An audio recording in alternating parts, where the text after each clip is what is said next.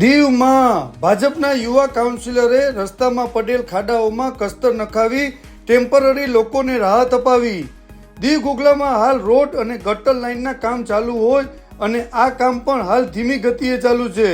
અનેક વિસ્તારોમાં વાહન ચાલકોને ખાડાઓના કારણે વાહન ચલાવવા ખૂબ જ મુશ્કેલી સર્જાઈ છે અને રસ્તાઓમાં મોટી કટના કારણે અકસ્માતો પણ થતા હોય છે, જેથી ભાજપના યુવા કાઉન્સિલર શ્રી ચિંતકભાઈ સોલંકીએ આવા માર્ગોનું નિરીક્ષણ કરી અને દીવ અને ઘોઘલા બ્રિજ નીચે કસ્તર નખાવી અને લોકોને ટેમ્પરરી રાહત અપાવવાનો પ્રયાસ કર્યો।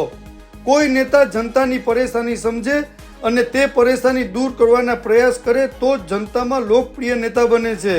કાર્યાલયમાં બેસી અને માત્ર મિટિંગોથી લોકપ્રિય નેતા નથી બની શકાતું। આ રસ્તાઓ ઉપરથી અવર જવર કરતા વાહન ચાલકોના ચહેરાઓ ઉપર ખુશી જોવા મળી અને ભાજપના યુવા કાઉન્સિલરની પ્રશંસા કરી।